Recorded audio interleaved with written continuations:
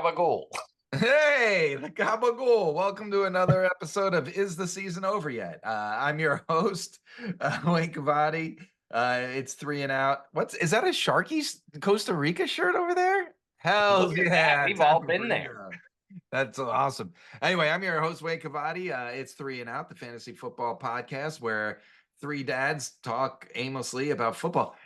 Before I get to our co-host, we did promise that we were going to turn it around last week, and we did really well, and we turned it around. So kudos to you two, the best two co-hosts in fantasy football, Mike the Professor Dutton and Chris Fanduel Fee Fiamano. Gentlemen, how you doing? It I'm good. doesn't matter how you're doing. Let's just get on with the show. No more Okay. niceties. We're not going to do buy it or BS this week. Where we really want to just get into the picks and FanDuel fee stuff and locks of the week. But there is something we got to talk about, and that is the end of the Danny Dimes era and the return of you want to say it there, Dunn? No, it's Fiamano's favorite player. Go ahead. Tommy DeVito, baby. Is Tommy DeVito a better quarterback or Goodfellas character, Fee? Tough call. Probably I'm gonna go with quarterback. Yeah.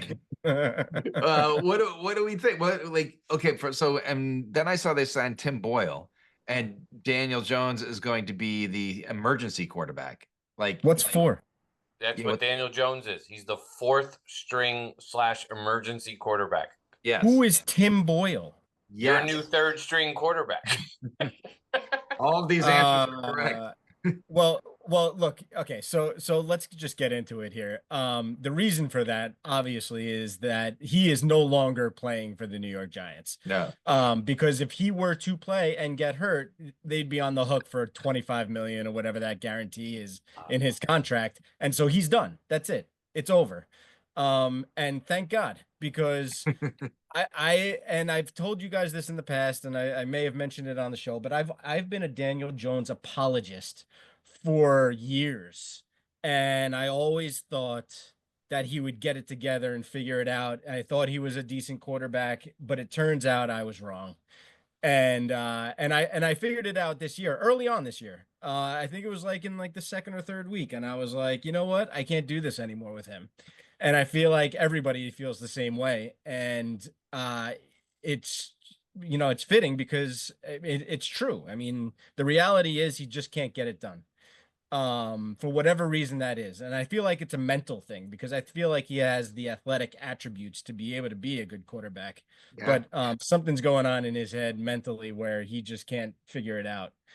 And listen, Tommy DeVito, won 3 out of 5 games that he played? Yeah. That was. So listen, I don't know that he's any slouch. And to be honest with you, he's probably a pretty decent fantasy pickup, especially with 6 buys this week. 6 bye weeks this week. Yeah. But yeah, I'll concede my time over to Dutton there. I mean, you said it all, but the only difference is you're not paid to make the decisions in the Giants front office. And the Giants front office made this decision a long time ago. They drafted him. They went with him. They never protected him with an offensive line. They jettisoned, well, they didn't jettison. We talked about it the other night, but Saquon's not there to even somewhat protect him and give the ball to, right? And I mean, I think it's the best decision for everybody. I think Daniel Jones leaves. He's going to find somewhere else. Somebody's going to pick him up. He's not totally useless. I think Daniel Jones will be starting somewhere in the league next year because that's how many bad quarterbacks they have. Right. It's just not going to be for the Giants. Right, exactly. Interesting thing is, what do the Giants do? We can talk about that another time. I'm going to say it here right now. Tommy DeVito will make every Giants fan Thanksgiving so exciting and so happy when he beats the Cowboys on Thanksgiving. He's not going to beat the Bucks this weekend.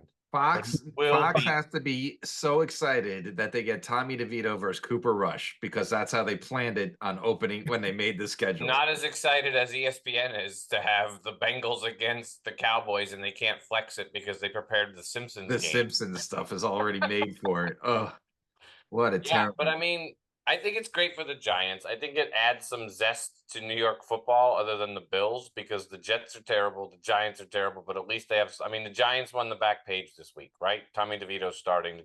I mean, the Jets fired their GM and nobody cares because Tommy DeVito It's started, true. right? It's true. But I you mean, want to know what? Let's go to the other quarterback that you just mentioned. Rumor is that Mhm. Douglas was fired because Woody wanted to bench Rodgers and Douglas wouldn't allow it, even though everyone thought the other way around. So do you think Rodgers gets benched? Do you Oh, think they just it doesn't matter at this point. I don't mean, even they That's have what know. I'm a week saying. to So figure do it you out. just do They you have a just do a week. reset right They have now a and just say week to screw figure it it? out, right? They can. I mean, here's the problem that I see with the Jets, right? The problem? You're going to pinpoint one problem with Well, one of many, but I'm going to say the problem with the Aaron Rodgers situation, right? They should, by all means, they should bench him. Benching Aaron Rodgers, of course, is a huge undertaking and a huge, like, oh my God, Aaron Rodgers got benched. But at the same time, they need to bench him because Aaron Rodgers is good enough to go out and win some games for the Jets, which will mess up their trap, which would be the perfect Jets thing, right? Right. They won't That's a good bench point. Rodgers. They'll win 3 more games at the end of the year that are meaningless wins, but somehow it'll take them from the 3rd pick to the 8th pick or something, and it'll completely mess up any, like, it's going to happen. So they should bench Aaron Rodgers so they don't have a chance of winning a game. Fair. Well, that's what we said when we were talking the other day, not on the podcast, but that's why Jets is a verb, and they are Right. going to totally Jets it. Right. One more thing about Tommy DeVito. I think that he's going to raise the fantasy profile of like Malik Neighbors 100%. and Yeah. maybe even Darius Slayton and certainly Wan'Dale Robinson. I mean, those guys were volume getters Yeah. early on in the season. And if Tommy DeVito can actually get them the ball, which I think he might be able to do, those guys are going to start to become fantasy relevant type of guys again. I mean, Tommy you DeVito is understand. Jeremy Lin. Like anytime this guy comes to the game, everyone's excited, and he's You not the understand that greatest, Fox but he's just good enough to get you excited. Just Fox good is enough. pumped right now because this game was terrible, and now we're gonna get a DeVito Thanksgiving segment. Like we are going to see what goes. Like it's happening, right? They're having the gabagool. And where's the Gabagool? Let's move on to locks of the week. Last week we took the Lions giving 12.5. The spread actually went up to 14 by game day. And It didn't before, matter. but before the game started, I told Jeff DiMatteo that I would take the Lions by 28. And sure enough, they covered that. So we won. We were right. That was the start of all the good things we brought for you last week. So let's keep the good times rolling. Fee, you are still the leader on the board this year at 8-3 with your pick. So I see we're in agreement. So I'll let you start. We are. So I didn't even see that you had taken the Lions, but I'm going with another big spread this week. Again, it's the Lions -7.5. They're playing the Colts. I expect them to dominate this game again. Even with Anthony Richardson, I just don't think Indianapolis is able to keep this game close. And just because that's my pick too, and to piggyback off that, the only reason this spread is 7.5. The only reason is because some dipshit somewhere thinks Anthony Richardson is actually good because of last week, because he looked mildly decent against a Jets team that has completely given up and has a better chance of winning football games by not showing up at all than rolling out Grandpa Rodgers and whatever that defense is that they're calling the top-rated defense that has completely fallen apart in the last 3 weeks. That's the only reason this isn't an 18-point spread, because the Lions are going to I mean, they're the best team in football right now, right? Now that the Chiefs lost, are the Lions the best team in football? Like, I think They have to be. They have to be. They're the best team in football. I mean, Their know defense has come together. Early on in the season, I was not a believer, but their defense has come together now, and they look like a dominant defense to go along with that dominant offense. So It doesn't mean they're going. I'm not putting them in the Super Bowl, but I think they have a first-round bye. The playoffs are going to go through Detroit. Who comes out of the NFC, Dot? How wild is that the playoffs are going to go through Detroit? Like, when have we've never said that. It's crazy. It's crazy. Who goes to the Super Bowl in the NFC, Dot? I don't think he's saying the Lions don't. I think he's just saying he's not crowning them yet. I'm not crowning them yet. They're the Lions. Right. Right. I'm 48 years old. They're the Lions. They Yep. haven't proven to me at one point in my life that they can go to a Super Bowl. So I don't want to jinx them. I don't want to, but yes, I think the Eagles could possibly compete with them. I mean, the team that I root for did beat them. If they make the playoffs, I think the Lions would be scared of them, but it doesn't mean they don't beat them. I think the Lions will pre until the NFC Championship game probably beat every team by 20 points. Yeah, the Anzalone injury. I mean, they're down Hutchinson and Anzalone now. That's gonna hurt, but their defense just keeps stepping up, man. And Dutton, talk about your pick because I like it because I agree with you. It's the only team that I really think stands in the Lions' way. Yeah, and I'm picking it this week because it's a test. I want to see how good they are, so I'm picking the Eagles -3 at the Rams. I mean, the Eagles have been playing very well. They've been dominant. Their secondary has shut down almost every wide receiver they've gone against in the last 7 games, and I think they do it again this week against Cooper Kupp. So I'm picking the Eagles by 3. Yeah, the Eagles have been looking really. I mean, the Rams looked really good last week, but the Eagles have been looking.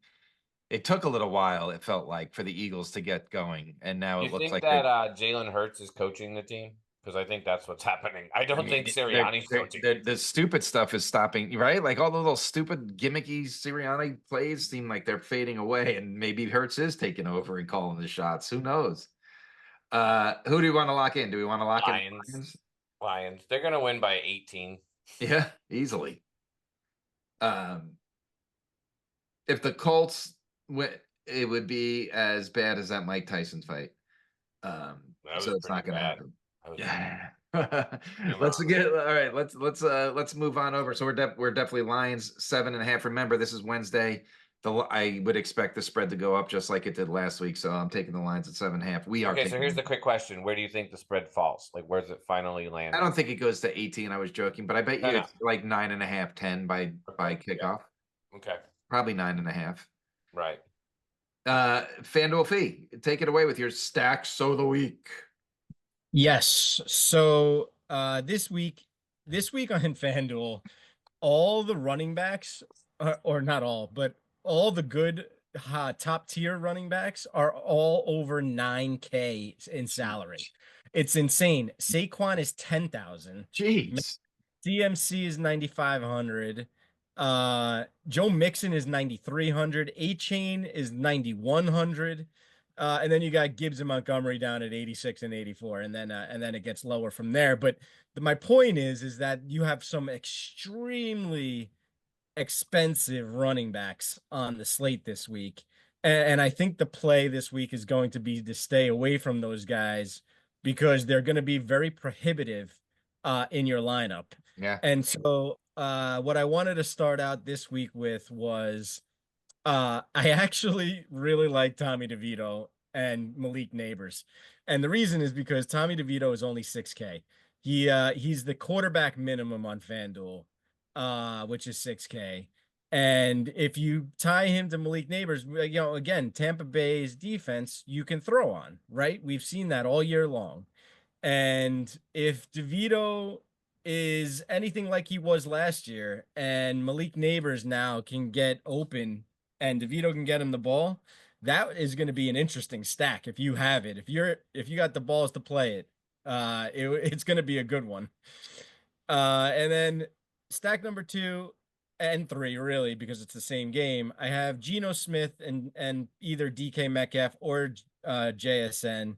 Jackson Smith and Jigba. Geno is 7,400, DK 7,900, JSN 7,500. They're playing Arizona. Arizona's defense has not been good all year. They've been giving up the pass. So I've got Seattle's guys here, but then on the other side, I also like Arizona's offense going against Seattle's terrible pass defense as well. And I got Kyler Murray at 7,800 and Marvin Harrison at 7,200. And you can throw in Trey McBride there as well against Seattle. So, and then a couple of one-offs real quick. I really like James Conner at running back, also in that Arizona game, 7,700. Juwan Jennings for San Francisco, who's almost become their number 1 receiver now. I know ahead of Debo, but he's only 6,700 against Green Bay. And then either Bucky Irving or Rashad White against the Giants. They're 6,900 and 6,800. It's really like pick your poison there.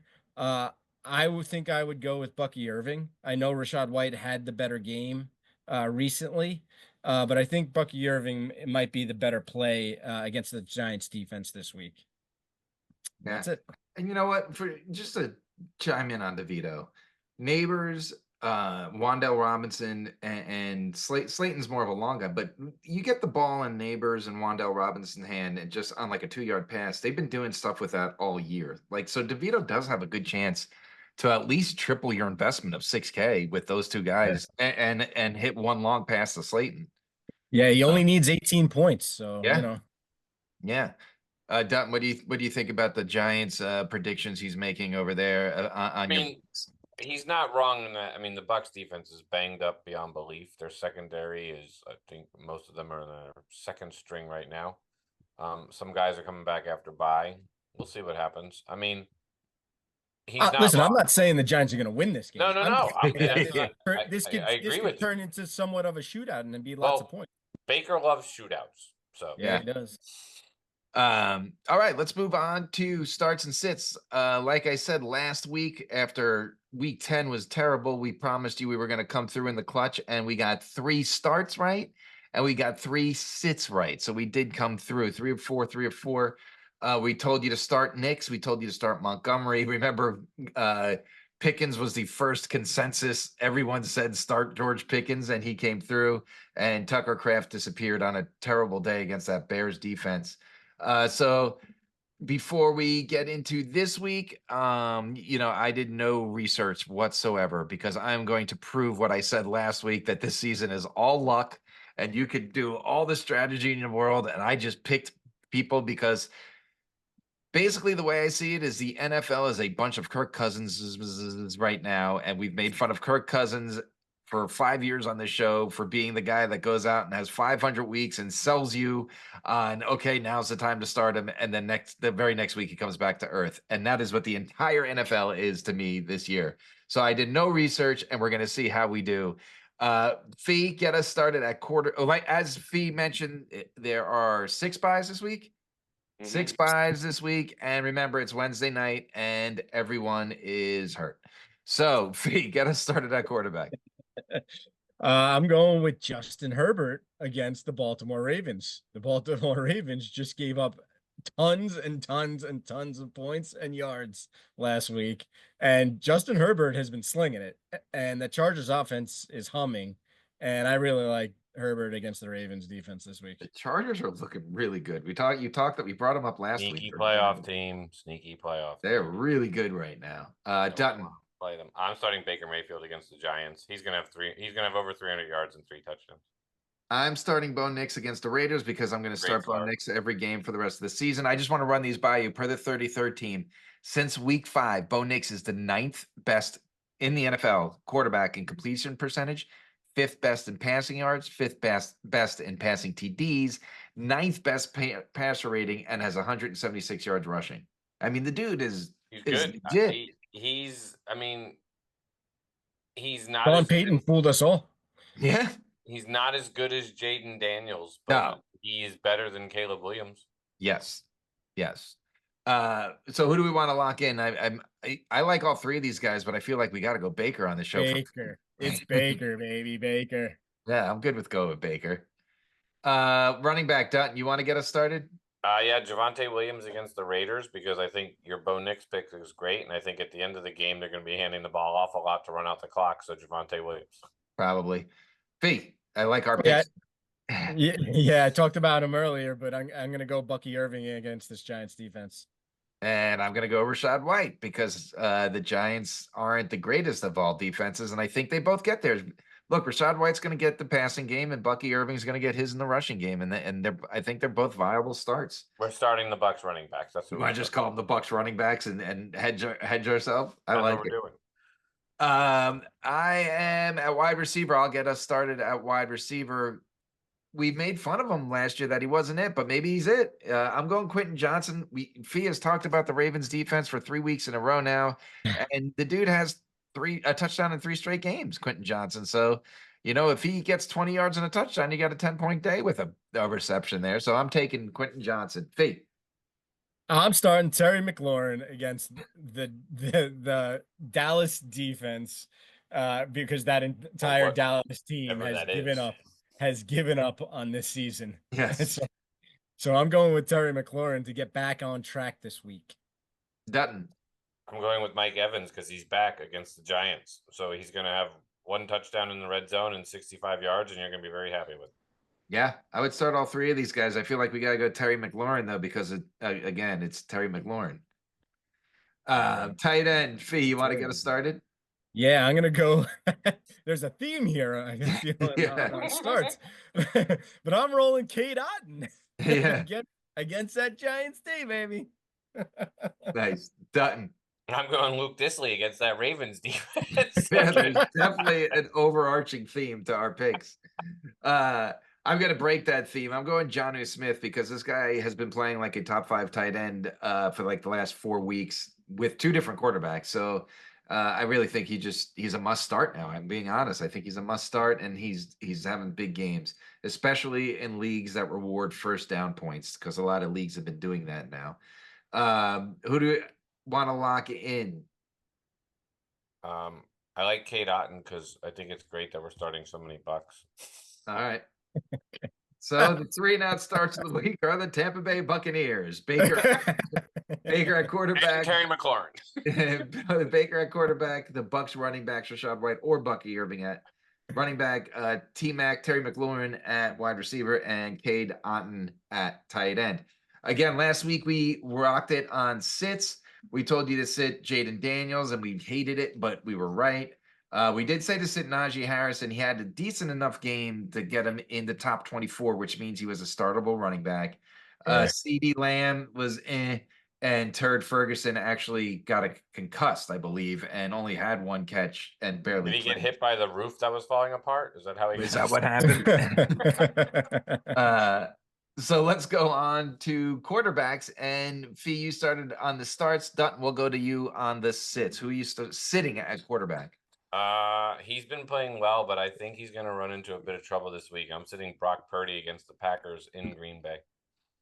He's banged up, Purdy. Yep, Purdy's he's also banged up. Yep. So I'm gonna sit Jameis Winston, and the reason is because everybody is going to think that because of last week where he threw for almost 400 yards and 7,000 touchdowns, that it's going to happen all the time. And I'm here to bring everybody back down to earth and tell you that it's not going to happen this week, especially not against the Pittsburgh Steelers. So you're saying he's Kirk Cousins. I'm gonna tell you to sit Anthony Richardson because he's going to be. You remember Necessary Roughness, the backup court? Blow the whistle, blow the whistle. That's all day. He's gonna be running the wrong way all day.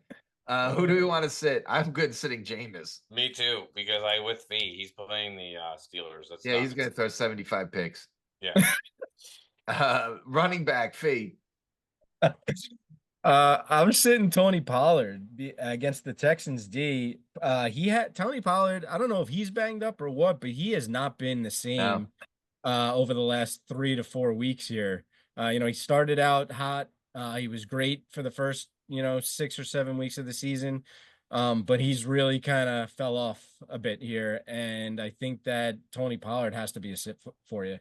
I'll tell you what the problem is that the Titans might be the worst team in football. That's part of it too. That doesn't help him at all. Dutton. I'm sitting Chuba Hubbard against the Chiefs. The Chiefs are the number 1 rated run defense, and they're also kind of pissed off because the Panthers are gonna get probably not a good week to be the Panthers. I would probably take the Chiefs by 28 over the Panthers. I'm gonna sit Ramondre Stevenson, and it's not so much of Ramondre Stevenson, but if you saw the Dolphins game last week, they were literally killing running backs. Zamir White left the game, and then Madison left the game. I think Napoleon Kaufman came in for the Raiders. Somebody left. They were literally wiping out every running back that handled the football. So I don't think Ramondre Stevenson sees the end of the game. It's like put him in a body bag, Johnny. Yeah. Cut the feed. Sorry. Who do we want to sit though? Pollard. I'm all in on sitting Pollard because he's playing my Texans. So, but he's also terrible, and the Titans are terrible. So yeah. All right, Pollard it is. Wide receiver, I'm going to sit Jaden Reed. He caught the first touchdown pass for Jordan Love at the beginning of the game, and then I don't know if you saw it. I saw this tweet. He played less than 50% of the remaining snaps. So, yeah, if he didn't catch that touchdown last week, he would have had one catch for 13 yards. So he has been disappearing more and more every week, and I'm sitting him. Real quick. Do we know why? I don't. I have no answers. I just saw that number. That's interesting. That's kind of crazy. Yeah, wasn't he supposed to be like their best receiver? Yeah, but he's not. Like, right. Yeah, after the first drive, he had less than 50% of the snap share. Who is now? Christian Watson? I don't know that they have one. I think they it's don't have one. Yeah. And they're okay with it. They're fine. I mean, Josh Jacobs had like 70 yards receiving last week. Right. They love him coming out of the backfield. That All might right, be. sorry. I'll get us back on track here. I am sitting Jordan Addison against the Bears defense. Because I don't believe in Sam Darnold and what the Vikings are going to be able to do, especially against the Bears D. The Bears D has been top 5 against the pass all year long. Yeah, we've talked about them a bunch. I agree with you there. Dutton. Yeah, I talked about it before. The Eagles secondary, their rookie. Can he do it against Cooper Kupp? I'm putting him to the test. I'm sitting Cooper Kupp. I like it. I like having the ball. I would sit Addison and Reed easily, but if we want to go ballsy, I like the Cooper Kupp. But I want to see all our Eagles fans put their money where their mouth is, right? They all want to tell us how great this secondary is, and they shut down all these receivers. So we're gonna say we're sitting Cooper Kupp. And then I like it because they showed those stats, right? Like, I mean, this guy has been like shutting down the crop. Let's do it. Let's sit Kupp. Let's go bold. There you go, Ryan. We're sitting Cooper Kupp for you. Tight end Dutton. We're gonna start because Fee and I already know our pick. I'm sitting TJ Hawkinson because Fiamano already said it all. He's going against the Bears, and that Bears secondary and their pass defense is really good. And Sam Darnold's the quarterback. Right. Fee, we're in agreement here. We're flipping the coin on you there, Dutton. Fee, I'll let you talk about it. Yeah, we're gonna sit Cole Kmet. He really hasn't done anything, but neither has the Bears offense. So I don't expect him to get any kind of volume at all. And if he gets himself into the end zone, I still know what's it going to be, like 2 catches, 3 catches for like 20 yards, maybe a touchdown, maybe not. So he's just so touchdown dependent that you got to sit him. Yeah, and that my thinking exactly. So I agree with you. Yeah, so it's Kmet. So our sits of the week are Jameis Winston, quarterback Tony Pollard at running back, wide receiver Cooper Kupp, and tight end Cole Kmet. Yes, that was a much abbreviated show this week. It might be like that for the rest of the season. We're all a little busy. We all are a little tired, but we would hate to let our 6 fans down that listen to the show every week and not have something for you. But we're gonna keep bringing the power punch every week until the end of the season. Don't you worry about that. It's just going to be a much more abbreviated version of it. Gentlemen, anything to add before we sign off for the evening? No, let's go Tommy DeVito, baby. Yeah, we got to do this. I have a really quick question, Tommy Cutlets. Think about this. The Bears are a blocked field goal and a Hail Mary away from having 2 additional wins. Totally changes that season, right? It's crazy. Yeah. What is their record? I don't know. They have to have a winning record, right? I feel like because they won all those games early when Caleb Williams was going on. 500 maybe. Hold on. Let's look. Yeah, so they're a playoff team if they win those 2 games. Is what right now is what we're saying. Right. I mean, and one of those is a division win. It'd be the Packers, right? Which they're chasing. Yeah. It's crazy. I don't know. Of course, the internet's slow now. I'm looking right now. I got it right here. The Bears are 4-6, so they'd be 500. So maybe they're not a playoff team, but at least they're in the hunt. Right. Well, they'd be 6-4 though if you flipped it. Yeah. Oh yeah. Right. That's what. Yeah, I did that wrong. I added 2 games instead of flipping it. Right. All right, everybody, go win. Tommy Cutlets. Have the Gabagool. And then Mike McCarthy gets fired Sunday after the Cowboys lose, and then Jerry Jones gets to say he has a new coach against Tommy Cutlets on Thanksgiving. I'm telling you, it's going to happen. The storylines. You would think the NFL is scripted. I didn't say it. All right. Give us a like. Give us a follow. We'll see you next week on 3 and Out.